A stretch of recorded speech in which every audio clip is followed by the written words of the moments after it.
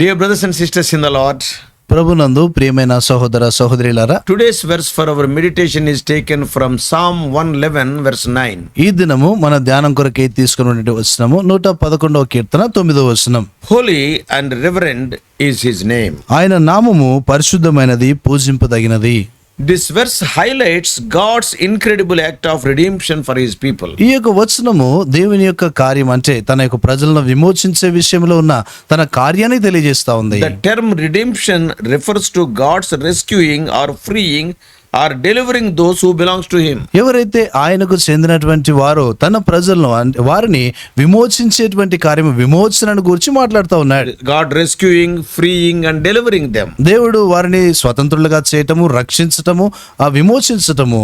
So the verse reminds us that God in his mercy made a way for his people to be saved. ఈ యొక్క వచనం ఏం జ్ఞాపకం చేస్తా ఉందంటే తన ప్రజలు రక్షించబడటానికి ఆయన ఒక మార్గాన్ని ఏర్పాటు చేస్తా ఉన్నాడు. Out of his mercy. తన యొక్క కనికరమును బట్టి. It is not just about the physical deliverance but a spiritual one. అది భౌతిక సంబంధమైనటువంటి విడుదల కాదు, కానీ అది ఆత్మ సంబంధమైనటువంటి విడుదల. That ensures us as his people we are set free from the bondage of sin. తన యొక్క ప్రజలముగా మనము పాపం యొక్క బానిసత్వము నుండి లేక బంధకము నుండి స్వతంత్రులుగా చేయబడినటువంటి వారం. And the second part in this verse speaks. ఈ యొక్క వచనమైనటువంటి రెండవ భాగం దేని గురించి మాట్లాడుతున్నాడు? It speaks about God's covenant, which is his promise to be faithful to his people forever. ఆయన యొక్క నిబంధనను గురించి మాట్లాడుతూ ఉంది. దేవుడు తన యొక్క వాగ్దానం విషయమై, తన ప్రజల విషయమై ఆయన వాగ్దానం ఎల్లకాలం ఉండేదిగా ఉంది. God's actions are not just temporary fixes. దేవుని యొక్క కార్యాలు అవి కేవలము తాత్కాలికంగా సరిచేసే విషయాలే కాదు, They are part of his eternal plan. అవి తన యొక్క నిత్యమైనటువంటి సంకల్పంలో ఉన్నటువంటి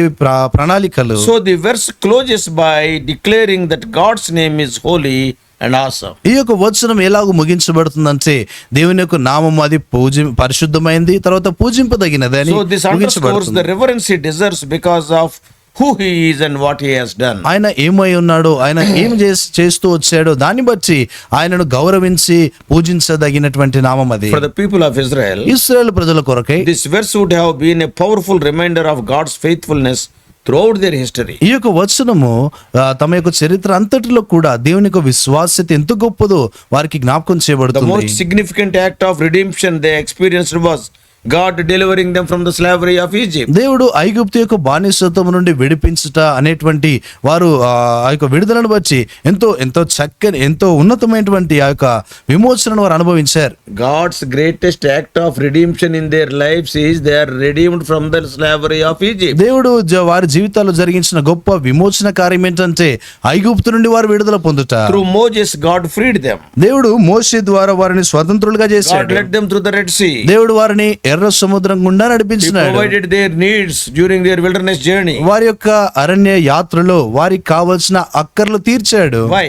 ఎందుకొరకు? Because this redemption was tied to God's covenant with Abraham, Isaac and Jacob. ఎందుకంటే ఈ యొక్క విమోచన కార్యము దేవుడు అబ్రహాము తర్వాత ఇస్సాకు, యాకోబులతో చేసిన నిబంధనతో ముడిపడి ఉంది. By rescuing them, వారిని రక్షించడం ద్వారా, విడిపించడం ద్వారా God showed that he was keeping his promise to make them his people. దేవుడు తన ప్రజలను చేసుకునేటువంటి వారిని తన ప్రజలుగా చేసుకునే విషయంలో తన వాగ్దానం విషయమే నెరవేరుస్తా వచ్చాడు. And the covenant was not just a temporary agreement, అయితే ఈ యొక్క నిబంధన కేవలము తాత్కాలికమైన ఒప్పందం కాదు, but it was an everlasting commitment to them. అయితే వారి పక్షాన తాను కలిగినటువంటి నిత్యమైన నిబంధన అయి ఉంది. That speaks of, it reflects God's unchanging nature. అది దేవుని యొక్క మారనటువంటి ఆ స్వభావాన్ని తెలియజేస్తా ఉంది. So this verse emphasizes God's role as both redeemer and also covenant keeper. ఈ యొక్క వచనం ఏం తెలియజేస్తా ఉందంటే దేవుడు ఆయన విమోచకుడు, తిరిగి నిబంధనను నెరవేర్చువాడని తెలియజేస్తా ఉంది. Redemption is the central to understanding God's character. ఈ యొక్క విమోచనం అనేటువంటిది దేవుని యొక్క లక్షణాన్ని అర్థం చేసుకోవటానికి కేంద్రంగా ఉంది. He is not a distant deity who leaves his people to fend for themselves. ఆయన దూరముగా నిలిచేటువంటి దేవుడు ఆయన కాదు. తన ప్రజలు తమకు తాముగానే జీవించాలని ఆయన కోరడు. He is not a distant God. ఆయన దూరంగా ఉండేటువంటి దేవుడు కాదు. Yeah, he actively intervenes to save them. ఆయన వారిని రక్షించడానికి చురుకుగా వారి జీవితాలు జోక్యం చేసుకుంటాడు. The covenant mentioned here shows God's unwavering commitment to his people. ఇక్కడ ఉన్నటువంటి ఒక నిబంధన ఏం తెలియజేస్తోందంటే దేవుడు తన ప్రజల పక్షాన కలిగి ఉన్నటువంటి ఆ ప్రతిష్ఠ ఏంటో తెలియజేస్తా ఉంది. Many times human promises will be broken. అనేక సార్లు మానవులు చేసేటువంటి ఆ యొక్క వాగ్దానాలు అవి కొన్ని సందర్భాల్లో నెరవేర్చబడవు. Sometimes we say, oh brother, I will help you, but tomorrow you say I cannot help. కొన్ని సందర్భాల్లో కొంతమంది అంటారు, సహోదరుడు నేను నీకు సహాయపడతాను అంటారు, కానీ రేపటి దినాన వారు సహాయపడలేరు. Because they are human beings. ఎందుకంటే వారు మానవులు కనుక. Unlike human promises which can be broken. ఏ రీతి అయితే మానవుల యొక్క వాగ్దానాలు నెరవేర్చబడకుండా ఉంటాయో, So God's covenant is not like that, it is eternal. అయితే దేవుని యొక్క నిబంధన అలాగూ లేదు, కానీ అది నిత్యమైన నిబంధన. This verse also highlights God's holiness, అయితే ఈ యొక్క వచనము దేవుని యొక్క పరిశుద్ధతను కూడా తెలియజేస్తా ఉంది. showing that he is set apart, he is pure and he is worthy of awe. ఆయన చూస్తే ఆయన పరిశుద్ధమైనటువంటి వాడు, ఆయన ప్రత్యేకమైనటువంటి వాడు, ఆయన యోగ్యమైనటువంటి వాడు అని God's తెలియజేస్తుంది. name is holy and awesome because his actions are rooted in his perfect character. దేవుని యొక్క నామము చూస్తే అది పరిశుద్ధమైంది, అది ఆశ్చర్యకరమైంది. ఏంటంటే ఆయన యొక్క కార్యాలయం అది ఉంది. Literally, అక్షరానుసారంగా this verse uses powerful language to convey the depth of God's actions and character. ఇక దేవుని యొక్క కార్యాలు తర్వాత ఆయన యొక్క గుణ లక్షణాలు తెలియజేసే విషయంలో ఈ వచనం ఎంతో లోతైనటువంటి మాటగా The ఉంది. words redemption and covenant are very rich in meaning. ఈ యొక్క విమోచనము తర్వాత నిబంధన ఆ మాటలు ఎంతో లోతైన అర్థాన్ని కలిగి They ఉన్నాయి. are pointing to God's active involvement in the lives of his people. తన ప్రజల యొక్క జీవితాల్లో దేవుడు ఎంతో చురుకుగా ఆయన పని చేస్తూ ఉంటాడు, ఆ విషయాన్ని తెలియజేస్తా And ఉంది. this verse also uses strong adjectives, that is like holy and awesome, to evoke a sense of reverence and wonder. ఇంకా తిరిగి ఎంతో శక్తివంతమైనటువంటి విశేషణ పదాలు అక్కడ వాడుతా ఉన్నాడు. ఏంటంటే పరిశుద్ధత, తర్వాత పూజింపదగిన, అంటే మనం ఎంతో గౌరవించదగినటువంటి దేవుడై ఆయన ఉన్నాడు. That will evoke sense of reverence and wonder in us. అది మన యందు అదెంతో గౌరవమును తర్వాత భయమునది కలగజేస్తుంది. And the structure of this psalm builds a crescendo of praise, leading up this verse to the captures God's redemptive work. Step by step upwards. ఈ యొక్క వచనము చూస్తే ఈ యొక్క క్రైస్తవ బిడ్డలకు చూస్తే Crescendo of praise. అదొక స్తుతితో కూడినటువంటి మాటలు One ఉన్నాయి. verse lead to the other verse in the upward direction. అది ఒక వచనం నుండి ఇంకొక వచనము పైగా వెళ్ళేటువంటి మాటలుగా And ఉన్నాయి. it captures God's redemptive work and also eternal faithfulness. అది దేవుని యొక్క విమోచన కార్యము, నిత్యమైనటువంటి ఆయన విశ్వాసతను తెలియజేస్తా ఉంది. By declaring that God's name is holy and awesome, దేవుని యొక్క నామము అది పరిశుద్ధమైంది, తర్వాత పూజింపదగిందని చెప్పటం ద్వారా indirectly, ఇంకా పరోక్షంగా చూస్తే the psalmist is inviting you and me to respond in worship and awe. ఈ యొక్క కీర్తనకారుడు మనలను ఆరాధనతోనూ తర్వాత ఆశ్చర్యముతోనూ మనము ప్రవర్తించాలని తెలియజేస్తా ఉన్నాడు. For Christians today, ఈ దినాలటువంటి it క్రైస్తవులకు is a powerful reminder that God's redemption is not just a story. ఈ యొక్క దేవుని యొక్క విమోచన కార్యం అనేటువంటిది అదేదో కథ కాదు, It is a present reality. అది ప్రస్తుతమైనటువంటి వాస్తవము. God's ultimate act of redemption came through Lord Jesus Christ. దేవుని యొక్క చిట్ట చివరి ఆ యొక్క విమోచన కార్యము యేసు ప్రభు వారి ద్వారా చేయబడింది. In the case of Israelites, it may be Moses. ఇశ్రాయేలు ప్రజల విషయంలో చూస్తే ఆయన మోషే కావచ్చు. Deliverance from Egypt or crossing Red Sea. ఐగుప్తు నుండి విడుదల పొందటము, ఎర్ర సముద్రం But దాటటము. what about you and me? అయితే నీ నా సంగతి ఏంటి? Jesus Christ died on the cross to free us from the bondage of sin. యేసుక్రీస్తు వారు పాపం యొక్క బానిసత్వం నుండి విడిపించడానికి ఆయన శిలువ మీద మరణించినాడు. So this verse assures us God's commitment to his people is unbreakable. ఈ యొక్క వచనము దేవుడు తన ప్రజల పక్షాన తాను కలిగినటువంటి ఆ యొక్క ప్రతిష్ట అది ఎన్నడూ కూడా విడదీయరానటువంటిది. In a world where promises are often broken, ఈ యొక్క లోకములో చూస్తే తరచుగా వాగ్దానాలు అవి నెరవేర్చరు. but knowing that God's covenant is forever can bring us deep comfort. అయితే దేవుని యొక్క వాగ్దానం, ఆ నిబంధన చూస్తే అది ఎల్లప్పుడూ కూడా మనకు ఆదరణ ఇచ్చేదిగా When ఉంటుంది. he promises something, ఆయన ఏదైనా వాగ్దానం చేసినప్పుడు oh, heaven and earth may pass away, భూమి ఆకాశాలు గతించిపోయినా he will stand on his promise. ఆయన తన వాగ్దాన విషయం So నిలబడతాడు. I tell to many young people, అందుకొరకే నేను అనేక మంది యవనస్తులతో don't చెప్తాను, build your lives on riches or beauty or name and fame or properties. మీ యొక్క జీవితాలను ఐశ్వర్యం మీద గాని, పేరు ప్రఖ్యాతుల మీద గాని, అందం మీద గాని మీరు కట్టుకోవద్దు. All these are passing shows. ఇవన్నీ కూడా గడిచిపోయేటువంటి విషయాలే. They are good only. అవి మంచివే. Riches, money is good. ఐశ్వర్యము, డబ్బు If మంచిదే. you are beautiful, that is good. నువ్వు అందంగా ఉంటే మంచిదే. Oh, if you are having fame and popularity, that is good. నీకు పేరు ప్రఖ్యాతి ఉంటే మంచిదే. If you are having a flat flat or car, that is good. నీకు ఫ్లాట్ కార్ ఉంటే అది మంచిదే. But don't build your life on those things because they are very fragile. అయితే నీ యొక్క జీవితమును వాటి మీద కట్టుకోకూడదు. ఎందుకంటే అవన్నీ బలహీనమైన విషయాలు. Today they will be there, tomorrow they will fly away. ఈ దినాన ఉంటాయి, రేపటి దినాన ఎగిరిపోతాయి. One earthquake can make a rich man and a poor man equal. ఒక్క భూకంపము ఒక ధనవంతుని తర్వాత పేదవాన్ని సమానంగా చేసేస్తుంది. So we must be very careful. కాబట్టి మనం ఎంతో జాగ్రత్తగా Young ఉండాలి. people, I am telling. యవనస్తులారా మీతో Only చెప్తున్నాను, that is stable in this world, is firm in this world, is the word of God. ఈ లోకంలో స్థిరమైంది దృఢమైంది ఏదైనా ఉందంటే అది దేవుని వాక్యమే. Heaven may pass away, ఆకాశం Earth may pass గతించబోవచ్చు, away. భూమి not గతించబోవచ్చు, the word of God. దేవుని యొక్క వాక్యం కాదు. Claim the promise from God and build your life on that promise. దేవుని యొక్క వాగ్దానం దేవుని ఎదురు నుండి తీసుకొని నీ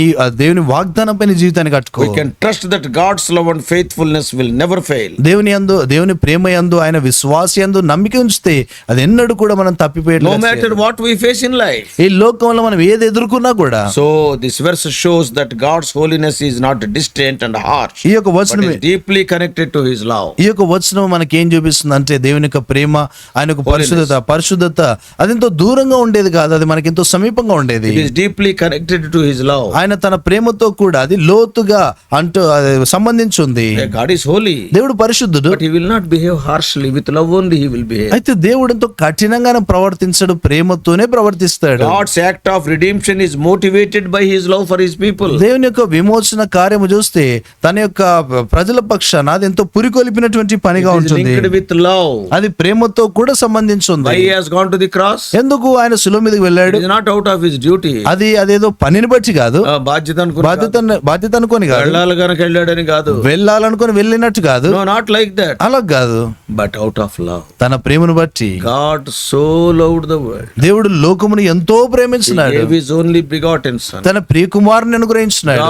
Jesus so loved us. యేసు ప్రభువారు మనల్ని ఎంతో ప్రేమించినాడు, He gave His life for us. మన కొరకే తన ప్రాణమును అర్పించినాడు. Everything is holiness or anything, it is connected with love. ఇది ప్రతిదీ ఆయన యొక్క పరిశుద్ధత, ఇవన్నీ కూడా తన ప్రేమతో సంబంధించున్నాయి. He did not just leave humanity to deal with the consequences of sin on its own. పాపము ద్వారా వచ్చేటువంటి పరిణామాలలో మానవులే చూసుకోవాలని ఆయన విడిచిపెట్టలేదు. Instead, He stepped in to provide a way out. దానికి బదులుగా ఆయన మార్గాన్ని ఏర్పాటు చేయడానికి His ముందుకు వచ్చాడు. covenant reflects His desire to be in relationship with us. ఆయన నిబంధన ఏం చూపిస్తా ఉందంటే ఆయన మనతో కూడా సంబంధాన్ని కలిగి ఉండాలని కోరినట్లు The చూపిస్తుంది. fact that this covenant is ordained forever. ఈ యొక్క నిబంధన అది నిత్యం ఉండేటువంటి నిబంధనగా So it ఉంది. shows that God's love is eternal and unchanging. ఇదేం చూపిస్తా ఉందంటే దేవుని యొక్క ప్రేమ అది నిత్యమైంది, మార్పు లేనటువంటి ప్రేమ. So God's love and God's holiness go hand in hand. దేవుని యొక్క ప్రేమ, దేవుని యొక్క పరిశుద్ధత రెండు సమముగా వెళ్తూ He ఉంటాయి. is holy and He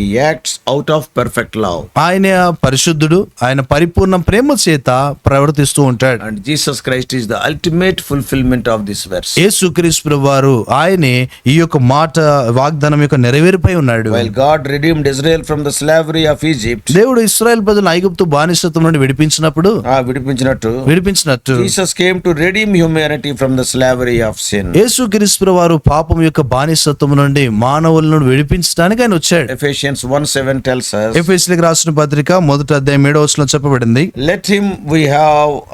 in him we have redemption through his blood and forgiveness of sins. ఆయన ఆ ప్రియుని యందు ఆయన రక్తం వల్ల మనకు విమోచనము అనగా మన అపరాధములకు క్షమాపణ కలిగి ఉన్నది. Jesus established a new and everlasting covenant through his sacrifice on the cross. యేసుక్రీస్తు ప్రభువారు ఆయన శిలువ మీద అర్పించినటువంటి బలి అర్పణ ద్వారా నూతనమైనటువంటి సంబంధాన్ని ఆయన ఏర్పరిచాడు. When Jesus said at the last supper, యేసుక్రీస్తు ప్రభువారు ఆ యొక్క చివరి భోజన సమయంలో, this cup is the new covenant in my blood which is poured out for you. మీ కొరకే చిందించబడిన నూతన నిబంధన రక్తమని ఆయన అన్నాడు. That is in Luke 22:20. అది లూకా సువార్త 22:20 So he was sealing God's promise of redemption forever. ఆయన యొక్క దేవుని యొక్క విమోచన సంబంధమైనటువంటి ఆ యొక్క వాగ్దానంను నిరంతరం కొరకే ముద్రిస్తున్నాడు. Jesus embodies God's holiness and love. యేసుక్రీస్తు ప్రభువారు దేవుని యొక్క ప్రేమ, ఆయన యొక్క పరిశుద్ధతకు గుర్తుగా ఆయన ఉన్నాడు. Jesus Christ we can see what is the meaning of holiness, And what is the meaning of being reverent? యేసుక్రీస్తు ప్రభువులో పరిశుద్ధత అంటే ఏంటో, తర్వాత